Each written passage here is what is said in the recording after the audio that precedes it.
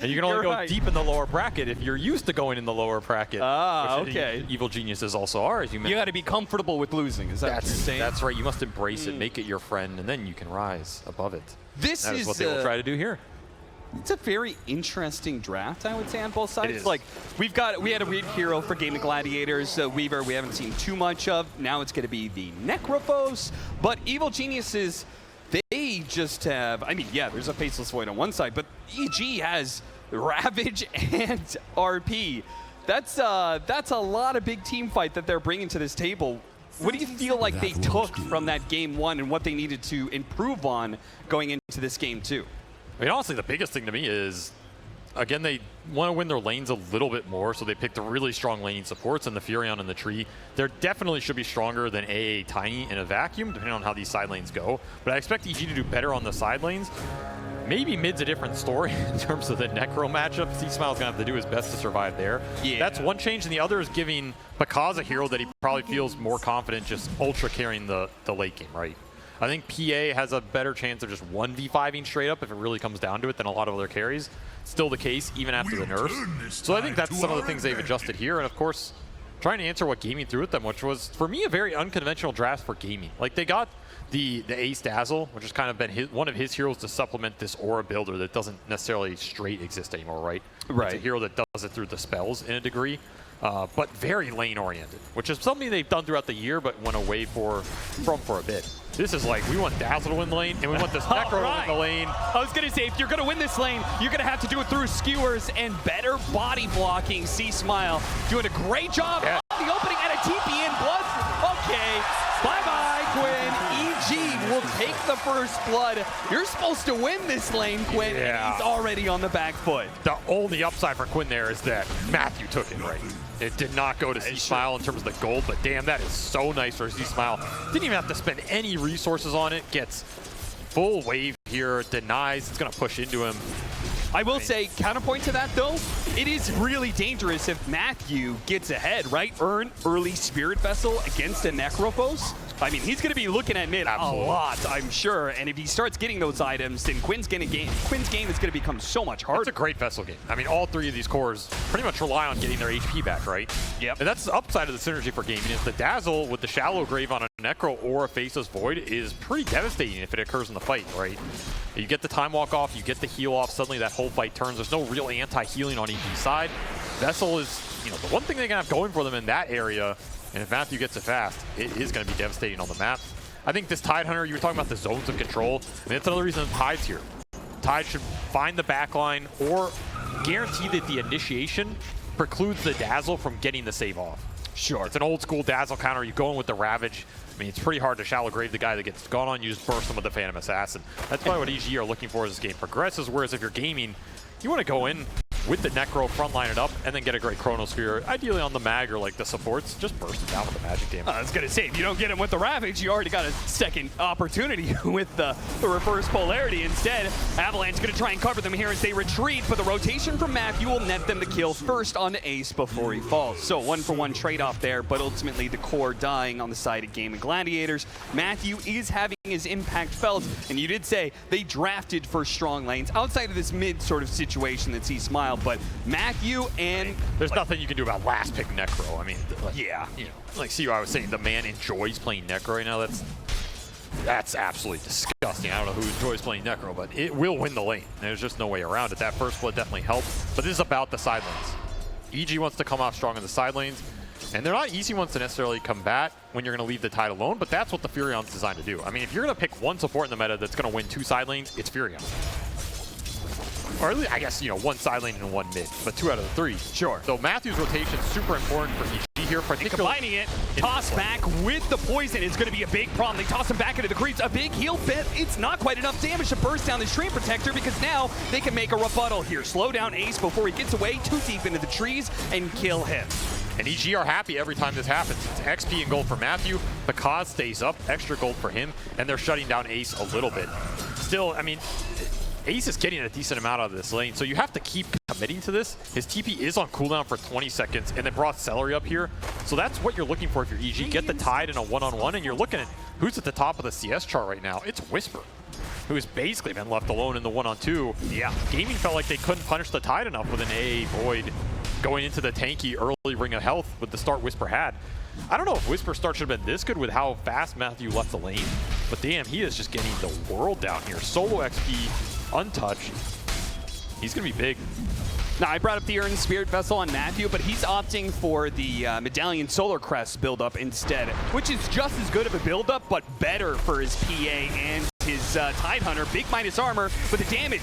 This tri-lane is dangerous, man. If you get a toss back, you're being pushed into a dazzle with an advantage, and he's going to be able to run you down, not just one, but perhaps two, because does get away only because of the fact that, oh, the poison damage. He does have the stick, though, and was able to pop it, but he's not feeling great about his position. He brings a little treads to himself, but he's going to need some regen.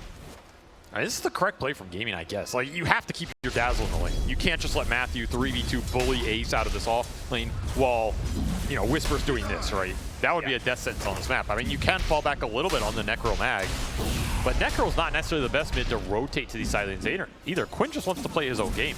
If anything, when you pick these dominating matchups like the Huskar they mentioned that's similar, you want supports rotating into you to abuse it.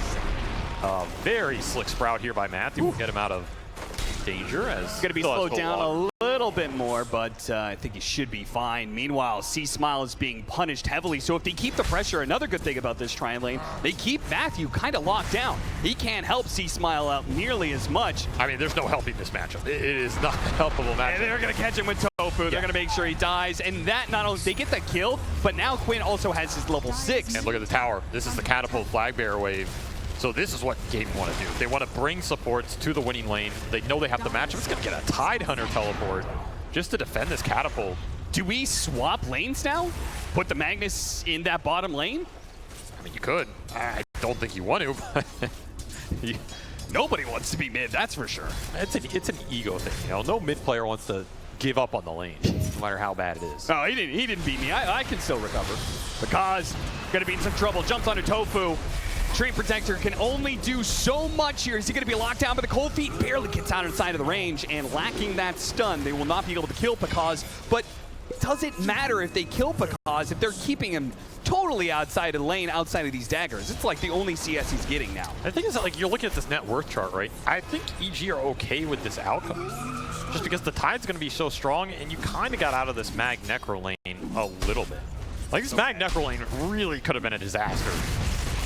With just mass rotations going in, creating a pressure point, this tower could be dead. I think that's what Quinn wants in an ideal game, right? So maybe he's getting 70% of this matchup right now. It's still very good for him, but it's not explosive, and it's not necessarily enabling the supports who could have gone there. Though, I will say, Tofu got a lot of XP off top. That's the upside of, I guess, Ace dying here. He's level 4 3/4 here before Wisdom Rune. Yeah. This is like a dream start for a support Tiny, who can do a lot of work in this game, tossing people back. Not a hero we've seen a lot this tournament, but a hero we have seen a lot over the history of TIs for a very good reason. Yeah, you were adamant that he was going to come back for TI. You think he always comes back? Well, 2 reasons. I mean, 1, toss is a hell of a spell. Yeah. And 2, I mean, FY is playing here, so. Well, that's a pretty good point for it. C-Smile, Quinn is in so deep. Evil Geniuses, though, don't really seem to have a way to be able to punish him. He's just taken away this little hard cam stack that C-Smile had going for himself. And if he's not careful, Quinn might go for the kill with Celery nearby, especially Tofu.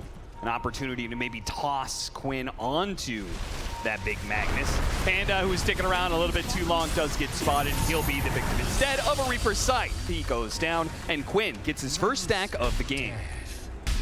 Gaming making the correct read, playing up with this Necro, backing up and baiting the jungle. If the Mag doesn't want to lane burst, you bring the lane to him. Look at C-Smile. The stacking. He's like, I got like 5 seconds to hit creeps in lane. That's it. Not going to be able to get Power Rune, of course. Duraccio cut over to see if he can get the C-Smile kill, and he looks like he may just have him. Time dilation slows him down a bit. He can use the Chronosphere, but he'd really rely on bashes to finish him up. How good are your bashes, son? Can he get the bashes required? Well, 4 hits, not quite enough. They're 5, not very good. 6. Okay, Tofu's here. Looks like they're going to cut off C-Smile. And hey, they don't need the bashes, apparently, when you just bring enough heroes to the table. I was almost demoralized. God, it was. So he's like, surely I'll bash him. Quinn, meanwhile, did get a double damage. Perfect time for that when nobody's in lane pressuring the tower. Yep. Again, against the Treant Protector, it does seem like Gaming Gladiators really put a heavy emphasis on taking the towers before living armor levels are up. the upside of a last pick lane winning matchup, especially for this player. Back to the top of the net worth chart despite the first blood shenanigans. Tower dead at 850 here, and it means early bots he can rotate. So Quinn's going to be pretty active on the map. He can join these fights, look for the Reaper Sight stacks, continue to enable his supports. Now, Whisper did recognize that. He rushed the Meteor Hammer. No boots, nothing else, just straight Meteor Hammer. He also took a tower in that bottom lane, so it is even in that regard. But it always does feel bad trading towers when you're the one with the Treant Protector. So maybe another one of those games where it comes down to like how much do you believe in your scale, right? On one side we have the Mag PA, a true OG classic, if you want to frame it that way. You are going to scale very hard and hit very hard and farm the stacks really fast if you get the Ancient stacks up for Makaz here.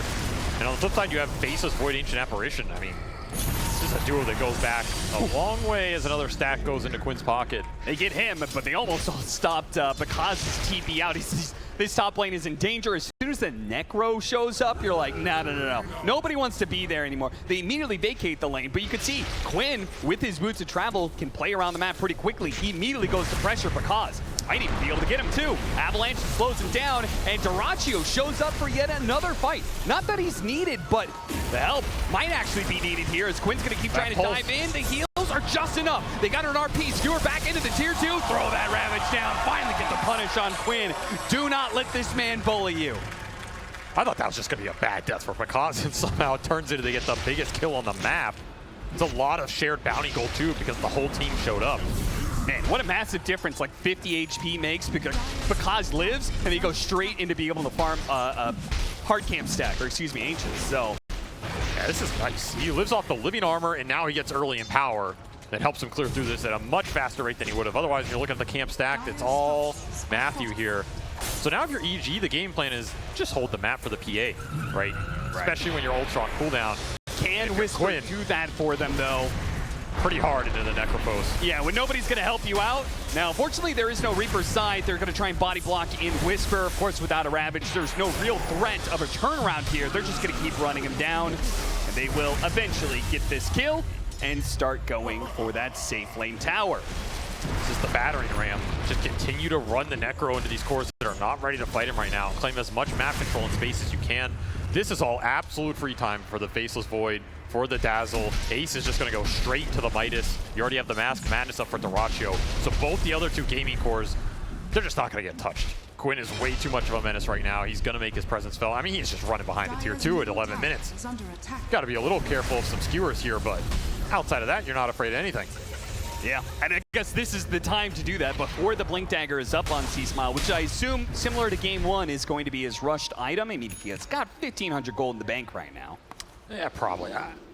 You're just way too poor here. Your lane was way too bad, and you're not getting the farm priority to go some carry mag type build. Yeah, when you're kind of like this far down, repositioning is probably the best way to even the odds. I mean, right? Rushing Blink also doesn't feel great, right? Yeah. I think he's debating the Echo Saber into Blink here. Can't really blame him. You still want to be a mid-mag in this game because you have a tide to bring up utility. Yeah. Is there going to be enough space for him to farm with that? Like, if he gets the Echo Saber, but you've got a PA Battle Fury, the map is getting small pretty quick. That's why they made the map bigger. That's true. Everybody has space now. We'll see how much of that space Evil Geniuses can utilize as... it's funny, they haven't taken that top tower yet. Game of Gladiators have almost just kind of been like, yeah, okay, you gave up this space, and now we're going to slowly bleed you out. Nobody wants to be up there right now because it's so deep on the map. It's just been Ace. Bigger. Yeah, Ace farming it up with very fast Midas. I mean, the early 2 deaths off the Furion rotation, kind of inevitable. You expect 1 or 2 of those, and since then he hasn't been touched. He's just stacking up triangle for himself, going to town. It's going to be a very fast Dazzle Ags in this game. And until you have some of the Blink initiators to create the zone control, I feel like Ace can take over these fights. Which we saw in Game 1, he drove a lot of that mid game from the 15 to like the 30 or 40 minute mark with the Bristle. Yep. He was untouchable, right? He's trying to set up a similar situation here where you just force these objectives at a pace where EG don't feel confident enough to contest them if they're missing big items, particularly the BKB on Pakaz. You're talking about this Phantom Assassin with the mag. You can accelerate the timings. You can go for the Desto build. You can go for a faster BKB because you have extra damage. That used to be the staple back in the day. Actually, it used to just be you go Desto, not even the Battle Fury. Here he'll still opt for the Battle Fury, go into the BKB. And I think Pakaz will be pretty strong with that BKB outside of the Chronos here.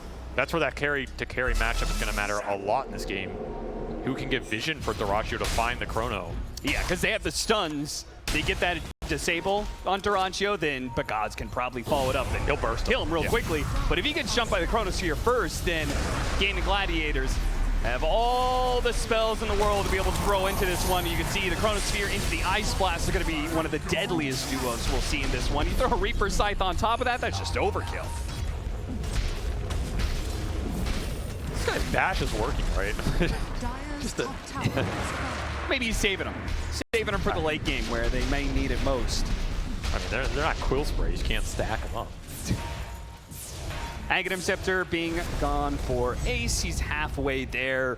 I mean, when you already have the Midas, you're able to lower the cooldown with Bad Juju. So you're already going to farm pretty quickly, but once you get that Aghanim Scepter, you're just like one-shotting creep waves, then you hit a neutral camp. You just get so much farm so quickly. Well, what do you do with that farm? How do you feel about core Dazzle right now? I think it's insanely good in the late game. Hero scales like an absolute beast. The deceptive part about him is he becomes a physical damage hero. With all the right clicks off the inverse wave and the talents going through, you get minus armor off the Bad Juju. It starts to add up. Zero can just kind of win fights out of nowhere. And of course you have, you know, permanent Shallow Grave can always be a factor. You can turn into the pseudo Tinker archetype. Yeah, it's particularly annoying for a carry that is so single target focused. Yes. So that's a big factor too. Like, can EG find Ace in these fights without multiple Shallow Graves going off on big core targets, which are gonna guarantee big heal coming out. Like, Shallow Grave on Necro in this game is a problem. Yeah. It's a lot of extra heal, a lot of time that aura is just going to work in the fight. Heartstopper is what this hero's built around now, particularly with this Heart into a later Ags build. If Quinn's alive for 5 or 6 more seconds because he is graved and then dies, that might be enough to win you the fight, because it might force a situation where Pakaz has to commit in and you just get stuck there even during a BKB duration. It really is up to the big bruisers here for EG between Whisper and C-Smile. You have an RP skewer, you have a Ravage. You need to find and set the fight up for Pakaz so it works in that type of way. And on the flip side, if you're Tofu, we talked about the art that he had. I mean, you're gonna have a fast Tiny Blink in this game. Yeah. He's gonna be rich with Arcane Boots on top of it. So if you just toss one of the guys in, the fight gets very awkward for EG very fast. Yeah, that repositioning, getting him away from the Dazzle is going to be pretty key. And that Blink is finished at 16 on top of Arcane Boots. I mean, he's approaching C-Smile right now. And he didn't have to lane against Necro, so. That's pretty scary. Heart almost done for Quinn. No Blade Mail required in this game because he's really not receiving a whole lot of smoke from the EG side. They haven't touched him too much. Gaming just gearing up for their timing, right? You hit this hard on Necro, you're gonna have the Ags on Dazzle. Your team fight becomes so strong at that point in time. Gonna go for C-Smile, the Blink Dagger. There's that burst from the Tiny with the Ice Blast, the Reaper Sight. It's just a guarantee. You only need a bit of damage. You get him down to close to half. The Reaper Scythe will probably do the rest of the work, but if not, it gets him close enough for the Ice Blast to shatter him. That's number 4. 4 stack of the game. An extra 8 HP regen permanently for Quinn. And this trio is, I mean, the synergy is just so good with the Ice Vortex going down, amping up all the magical burst damage. This is where AA feels great. That's why I feel like we're seeing this hero so much more. It's about the Ice Vortex, not the ult for me.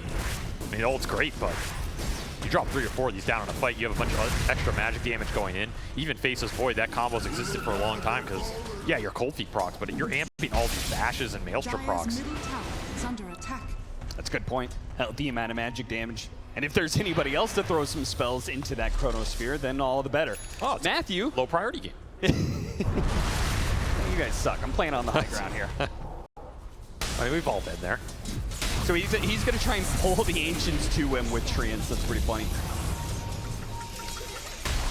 This is effective, but it's not that efficient. I actually don't know what he's doing. Yeah, he didn't pull the Ancients to him at all. Just chilling, man. Just watching Pakaz farm right now. Hey, oh, here comes the farm. It's coming. Yeah, but the thing is, he can't kill Couriers are on their way. I mean, is he really going to TP off a cliff to kill a courier? There's no way. Oh, one of them's going to get close. Get that one. He doesn't want it. No. Oh. Are you sure this is Matthew? Yeah, this guy is the courier killing king. Still on the player cam, right? 10-4. It's a sleepy game right now. Game of Gladiators. very similar to game number 1, where they take an early lead. It feels like Evil Geniuses have already conceded to just playing for the high ground and playing for the late game rebuttal. But I do have to wonder, I mean, I've heard this phrase, play to win, not play to lose, so many times in the TI's history. I do have to wonder, Avery, is EG just banking a little bit too much on playing it safe and conservative here, as Game of Gladiators seem to have all the space in the world. Anytime they see somebody, they can jump. They jump onto Panda here, get that kill, and oh, hey, look, there's a Tidehunter. We'll get that kill as well. I don't know why Whisper shows there. I think that's, I mean, you just give him the treant, right? Unless you're ready to fight this with the Phantom Assassin, you're not taking the fight. Your lineup deals 0 damage outside of PA going in and joining the engagement. That's what you're waiting for here. Talking about what is EG's game plan, I mean, it's because that's what the team is centered around, and the BKB just got finished. So you gave up 2 big kills there in exchange for a Chronosphere. Maybe something EG is okay with if they can make a move right now and exploit it. But damn, you are giving Gaming a lot of room, and when you give this team room, they build the lead quite fast. All 3 cores straight to the top, 7K net worth lead. Yeah, you gotta remember, they're a Western European team. They will methodically take a lead over you and grow and grow and grow it. Heard from Quinn in that listen-in last game, right? It's not the barracks that's gonna win us the game. It's building an advantage and killing them over and over again. Evil Genius. I mean, to be fair though, the barracks was what kind of won them that game. It did eventually, yeah. And Blink on Mag. So C-Smile, he stopped off for the Echo Saber, will now finish the Blink. You got to get something going if you're EG here. I don't know how much you just want to rest on PA 1v5 in the game. I mean, yeah, you can't say the game plan at 7 minutes is let's let them go high ground, guys. That's when we'll stop them. Hey, look at the courier play. Yeah, there it is. The pentagram of Tormentor Death. I'm telling you, man, it's so valued to be able to have a hero that can solo a Tormentor. Well, and Bristleback does that, Dazzle does it. Yeah, for a Tiny Shard. Well, Tiny Shard isn't the best, but hey, that's why you can solo it, because you didn't commit very many resources for it, right? It's true. And now you can get the second Tormentor at 30 minutes. Okay, there we go. There's the Blink Dagger reveal.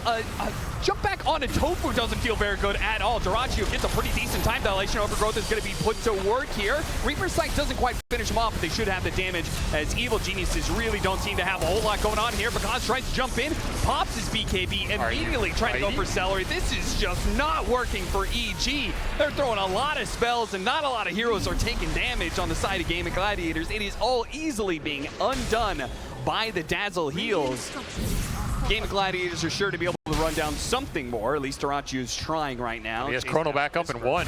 He'll pop it. Yeah, might as well. You just watched EG throw a bunch of spells around. It's not like they're going to be fighting you anytime soon. He saved up all the bashes. He did. Put him to good use as he'll Chrono the Tidehunter yet again. That was a fight without the Chronosphere, which is why EG were looking for with your Blink reveal, an okay initiation, and your BKB on PA that yielded 0. So if you're EG, you are not feeling great about how this game is going, and if you're gaming, all you're really thinking is, how soon can we do Roshan? Yeah, that's the worst part, is they built a second item BKB. And didn't get a single Didn't get anything out of it. You could have gone for a Deso, you could have gone for this slower route, and it does seem like EG, they said, hey, we need to actually, you know, we need to punch Game of Gladiators in the nose and make them hurt a little bit, but that one didn't hurt at all. And they're still missing the Vessel charges on Matthew. He just finishes the Vessel. He went for that after the Solar Crest. We're talking about the anti-healing being a way that you can commit on these heroes without committing Pakazan himself. I mean, not if you're sitting at 0. It's almost time to TP into the fountain, like I always say. I mean, it's valuable to a degree here. Do not want to give an Aegis to gaming with this type of lineup, because they will push the objectives very efficiently. I mean, you're worried about like a skewer back, but not with how tanky your heroes are. And that Aegis will allow that, right? Yeah, at least not for like when it comes to these tier. Like they can take all the towers off the map. And then control Ancients. Take second, third, fourth, fifth Roshan again if they need to. Hawk during Dun Praise, he's ready to fight again. Ags closing in for Quinn, in fact. It is flying out on the Courier right now. So 2 more huge team fight items for gaming. These heroes are just fully online, basically. Now, they did just get a very, very small win, and it's immediately neutralized by the fact that we get a kill on Whisper. Managed to get the BKB charge out of Duraccio. Didn't mean much because it doesn't seem like EG are going to be able to fight, particularly not without Whisper.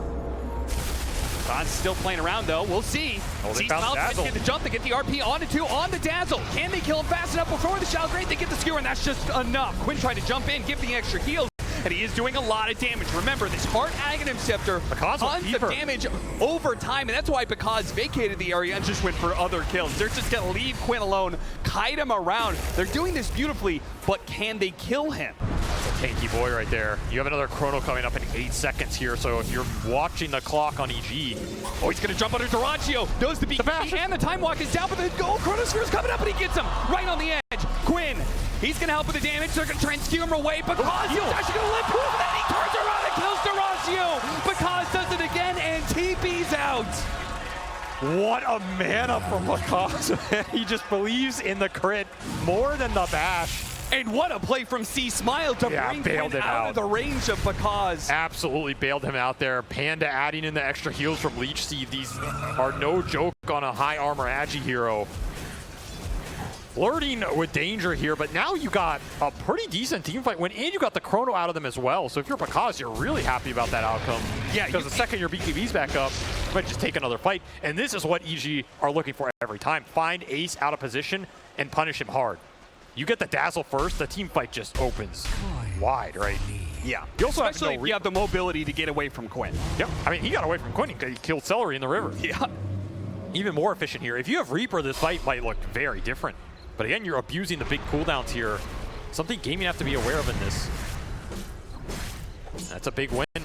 Kills a lot of momentum in this game. Puts Bakaz in a much stronger position here and stalls out that objective taking that Gaming were going for. You know, this was my biggest concern, is that EG was just playing too passive. That kind of play is what you need out of Bakaz. That's playing. You were saying, are they playing not to lose? That's playing to win. Absolutely. That is absolutely playing to win here, and it's going to set the Faceless Void back a step against this Phantom Assassins. That lead opens up to 2,500, almost 3,000 gold between those two carries. That's what you're looking for in terms of differential here to create the openings in the fight. It's a lot about this carry matchup in this game. It's been very close so far.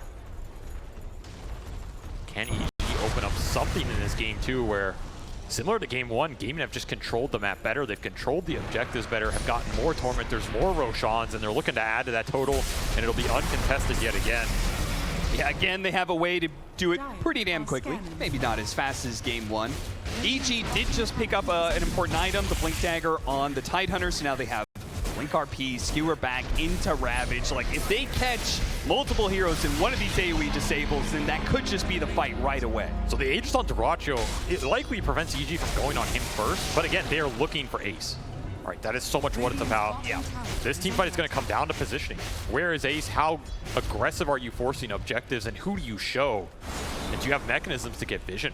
And that's why he's going for the Blink Dagger, right? So he can deal with that Ravage AoE. He can play super far back, out of sight, out of mind, and then jump in at the right time to get the Shallow Grave. I mean, you probably even consider like Blink BKB in this game. Just guarantee you're not too afraid of this Ravage. Though you don't necessarily need the BKB. It is, confidence and positioning definitely wins you games. So how much are you going to get with this Aegis period? And how afraid are EG to fight into it right now? Because Bakaz just finished a Basher. He also got Orb of Destruction. I mean, he is melting right now with Living Armor plus Empower on top of this Phantom Assassin. This is truly a buff your carry and let him shine lineup right now. And I mean, he's just firing on all cylinders. Almost has level 20 as well. Of his choice of a tier 3 token. It's going to be scary, scary stuff when this PA comes on the battlefield. The Game of Gladiators have the advantage. 6,000 net worth lead. They have an Aegis in the hands of Duraccio. He's working towards that MKB, working towards the answer to the Phantom Assassin. Radiant's bottom tower is under attack. Scan on the triangle right now. EG are smoked. Gaming know they're there. Yeah, they know they're there. Are they expecting the initiation, though? Will they be able to react in time to keep you away? Everything. Keep you away. Oh, they don't have Quinn now. Right, the initiation comes in. The Chronosphere only catching the Magnet. And the Overgrowth. And the Overgrowth is going to stop the damage, too. Oh, the Ravage will be able to fall. And An absolute disaster for Game of Gladiators and Evil Genius. They will feast in this fight. Quinn is They're back. going to be able to take away the Aegis. Duraccio's back into play. And yeah, Quinn's back with the shield room at that. Oh, a Shallow Grave just at the right time to be able to bail out Duraccio. They finish up the tree, but Duraccio fighting for his life right now. Great Avalanche to be able to cover him up, but the Shallow Graves are just won't die. He will not die. Finally, because deals with them, but the damage is done. Duraccio lives. Ace coming up huge in a team fight that could have been a disaster with Quinn going bottom. Instead, just keeps Dyrachyo alive way too damn long, wears out the PA-BKB, and suddenly you are caught in a man fight that just went on far past its expiration here. Yeah, I didn't think a second life was going to be enough for Dyrachyo, but when he gets a third life and a fourth life off the shallow graves. How many ages is this enough, right? Yeah. That is why finding that dazzle is paramount for EG in these engagements. We are seeing the power of this pick in this type of lineup when you have the leaps, when you have the necro heals coming through. And that was with Vessel on Dyrachyo that expired just before that last grave did as well. So you might have even gotten Dyrachyo post-back. This is just not what gaming we're looking for, right? You have overgrowth on the BKB Void during Chrono, and Pekaz gets to come in after all of it. But he chose to go on Dyrachyo here instead of Ace, where Ace is in the back. Yep, and then he couldn't find him because of the blink. So maybe Pekaz just didn't see him there, or he had the prioritization of the Void because Chrono was down. But damn, did those Graves just destroy the back end of this fight. Yeah, the heals are out of control. When the Shallow Grave is used, it's amping up the heal, and that includes not just the Necrophos impact, but also the Time Walk impact. Exactly. I mean, yeah, he's just like, whatever, man, you crit me twice, cool, but he already did his job. Yep. That was with a Reaper Scythe on a Treant. And Necrophos not there for the first engagement. And they still won that fight convincingly. Shows you the power of this lineup when it all comes together. And now you have an MKB done on your Faceless Void, plus the level 20 talent. So the damage just went through the roof here for Dyrachyo in these fights. And the items just continue to pour in. 10k gold lead. I mean, you have Matthew to make up some of it, right? Furion will always find net worth on the map if he can get to what I assume is an Ags being built up. Yeah. Pretty nice Ags game. It's very close to it, 600 away. That disarm en route is going to be pretty good here because he forces Dyrachyo into a tough position. This Furion ult flies through. Dyrachyo isn't happy, he BKBs, then you get overgrowth. Oh, what a quick blink away from C-Smile right as Tofu tried to pounce there. And this Tiny is still massive, right? You're still looking at Blink, 4-staff, Yule's Tiny for Tofu. So the control, the disable, you also always have that Jerax play where you can toss someone into the Chrono. Yeah, yeah. Even if you're around the Chrono and not in it, you're not safe if you're on EG side. And once more, just run Quinn in first. Let the Necrophos frontline here with the Aura. It's pretty hard for him to get bursted. You're afraid of a skewer threat, but that's also what that Tiny Yules can interrupt. Dire's middle tower. All the itemization for gaming is hitting a really big stride right now. I mean, they're only missing that Aegis. Dire's courier has Feels like they run. Oh, how's it feel, Matthew, to have your courier? What if there's a special bit of mitigation you get out of that? Well, Matthew, I mean, very similar to game one. As you said, the Furion's going to be out on the map the whole time. He's also going to be cutting creep waves, which is going to be super annoying. And you're doing that with a PA who's always off the map in a way, thanks to Blur. Yep. You're always going to find the side lane farm. Very hard to stop for gaming. I mean, their catch is also pretty limited, right? Is it even worth trying to catch them? Probably not. All right, let's go ahead and take a listen into Game of Gladiators with that clutch move from Ace. I'm dead. Grave me. I can grave you again, I can grave you again. Stun in two. I grave you again. Bullshit. I can grave you again. I grave you again. Kill the PA. Hey, great communication. Clear and concise. I can grave you again. I mean, that's top tier Dazzle gameplay right there. I mean, right, what else are you supposed to do? What does Dazzle bring to the late game team fights? Grave. That's what he And grave. And grave. And more graves. But wait, there's more. I mean, you know, don't hate the hero. Hate the ability. Hate Valve for making the hero into the abomination it is now, right? 18-10, 12,000 net worth lead for Game and Gladiators. Very much a repeat of game one where they hold clear control of the game. They hold the map. They are much stronger in the fights right now.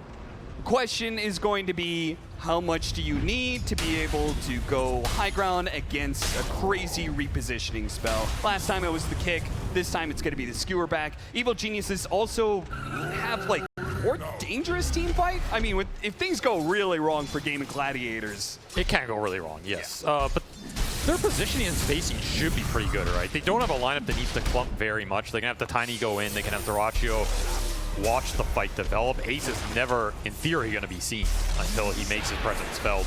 It's just the Necro on the front. Again, though, the high ground is just not easy because of the displacement in the Magnus. It's going to stall this game out, particularly with Living Armor, and that means how much can Phantom Assassin carry the game? It's a very similar situation to last time. Does Because have the capability to 1v5 with a hero that was the 1v5 king in the previous patch? Does have his act completed, also got a Titan Sliver, which is just mega nice here because you're getting extra base attack damage on a hero that utilizes it better than almost any other carry. I don't know what kind of read gaming Gladiators have, but I feel like they could take a lot off the map right now just because I don't think they can, EG can play the next team fight without a nullifier. Because you got an Aeon Disc now on this Dazzle. So there's pretty much no chance you're going to be able to catch him first in the fight or second, and even if you catch him third, then he's not going to die immediately. I mean, Because is definitely eyeing it up here. I mean, you have two routes, right? You can go this Nullifier. You can also just play for the level 25 Dagger talent with a Divine. Play that type of game, which is something that 1PA a lot of games. You just play on the backline. You don't commit the hero. You commit triple Dagger going in off Divine damage. Then maybe you're not too worried about dispelling anybody because it's going to get insta-pop. Meanwhile, Dyrachyo, he just wants to find the enemy carry here. He seems to know exactly where he is. Yeah, he's just running straight to him. And Because immediately has to jump over to see Smile, but not a great position to be because Ace is sitting in lying in white. Because they got to fully get out of here. Dyrachyo, with his own BKB usage, isn't actually going to be able to pursue. In the back line, see Smile. Anything to stop him? Dyrachyo can't get there in time. I'll take the ward. That's all they'll get. Dyrachyo had some god tier read of where Because was or something. He just ran across the map into him. Breaks that vision, but cannot find the chrono, leaps the wrong way. So EG escaped for now. Game running into issues catching them on the map. They're continuing to build the lead. Looking for Matthew up here. They're sick of getting ratted. Double damage. And they will find him. Shouldn't have to use the chrono either. And no mana to use it actually, so. Sprouted, but he time walks right on top of him, does get it now. He's time walked though, Because immediately Ravage into the burst. And now he wants that more. Kill. And yeah, now with the carry dead, they feel confident, but they got to be careful about Quinn. They found Ace though, but without Because able to take advantage of this, they may not have the damage for it. They try and use the overgrowth the same, but it's already dead.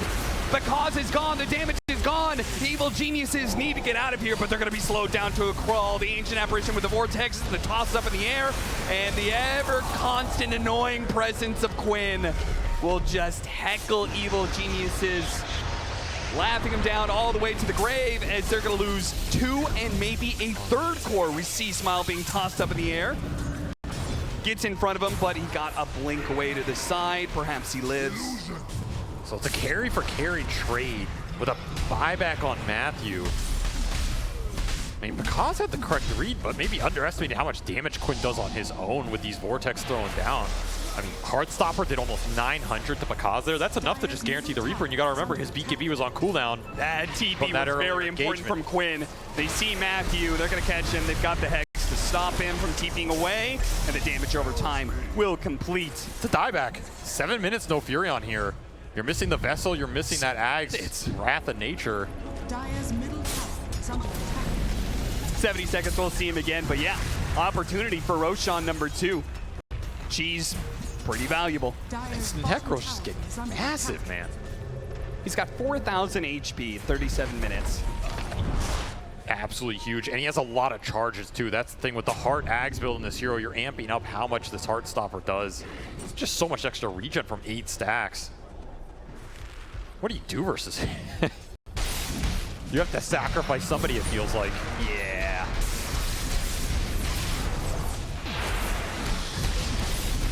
This is the second Roshan of this game, right? Yep. That means that Game of Gladiators have taken 7 Roshans in a row against evil geniuses in this series. Sounds about right, yeah. That doesn't feel like a great winning formula for EG. No, I don't know the exact stat on that, but it's probably pretty good. I have to imagine a team who takes 7 Roshans in a row in a series probably has a 100% win rate. But we'll see. EG has made some magic happen before in some of these crazy games. They tried to do it in game 1, wasn't quite enough. Game of Gladiators, very disciplined in that game. So much depends on Pakaz's decision-making in these fights. Who he jumps, how he jumps, and when. It's not easy when you have the dazzle save. And how much farm Ace has as well, man. He's full arcane blink. Got him. He is the Tinker now. I mean, Yep. He's got level 25, so when you get hit by the poison touch, you're not moving. And he's spamming out spells non-stop. He's going to get to level 30 super quickly because of this constant use of bad juju, lowering the cooldown on the Hanamitis. On top of the farm, he's going to be cleaning up around the map, which just means the rest of his team, as you said, Tinker, means everybody else can play grouped up because they don't have to worry about the lanes. yeah, suddenly Dazzle's a map mobility hero. Yeah. With Weird. no cooldown blink and a Hex. Never thought you'd see the day. Got to keep up. Cheese drops for somebody. It is why when you were asking, what's the late game look like for Gaming? This is what it looks like. It's absolutely toxic as hell and disgusting as hell, and I wish EG the best of luck here. So it's getting to a point where you have 6 seconds of debuff immunity for Pakaz. What's happening before and after that, right? Not much good for you on the side of EG because your other 4 heroes are built around him cleaning everybody up. Yeah. And he can only do so much. It's a lot of HP to get through here, a lot of spells, a lot of saves. I love how they keep on covering Ace too. The bots too, directly onto the Dazzle. The Tiny TPing behind him, just making sure he's within striking distance if needed. And you can see here, very aggressive. yeah, Shallow Grave is going to be locked down. Oh, the anchor on him is going to be a problem here. Constant Shallow Graves, can they get a stun in there somewhere to be able to stop him? Ravage going to be used, and finally can they finish him off? Bash is required to use the RP. That'll finish him off with a nullifier put onto Quinn. He is also going to be in trouble. Ice Avalanche, oh, the Goblin Size was just enough. It covers him and finishes off because Quinn will live as a result, and now the Chronosphere catches the tide right on the edge. It didn't get C Smile, but it doesn't matter. Jirachi will hunt him down all the same. Quinn's just too beefy. Even with a great fight setup for EG, they just get completely shut down. 2 buybacks out from Gaming. It is worth noting on the Ancient Apparition and that Ace Dazzle. That has been a massive problem for them. But Reaper plus the Heartstopper has just been enough to kill Pakaz basically solo in these fights. Game of Gladiators are going to get so much done here. They do need to because they use some buybacks for that fight, but with an extra kill onto Panda makes things a whole lot easier. Once they get through this tier 3 tower, they don't have to worry about the living armor.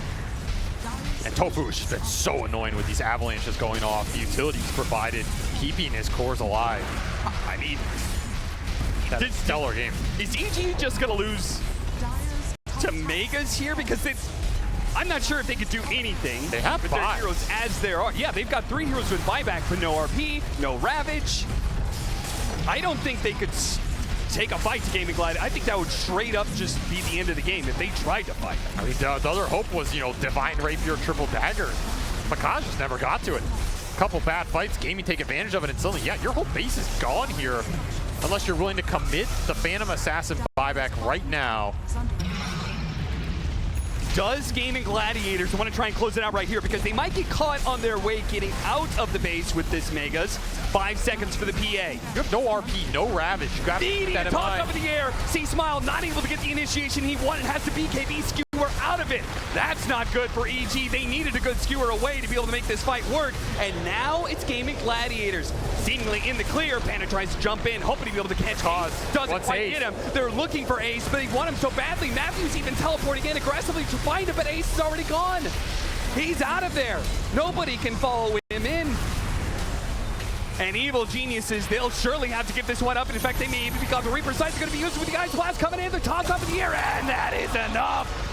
Another buyback available for sure, but the Megas are in, and Game of Gladiators are going to force as much out of you as possible. A skewer going to be used. Duraccio into the fountain. Okay, Man, just doesn't put care. that Aegis to use, I guess. Because he can get Grave forever. Oh, he's going to Chronosphere him, stopping the fountain damage, and there he goes. He gets both of those kills. Buyback's going to be used, but that's it. GG are After going to the call it. Gaming Gladiators, no 60-minute game here.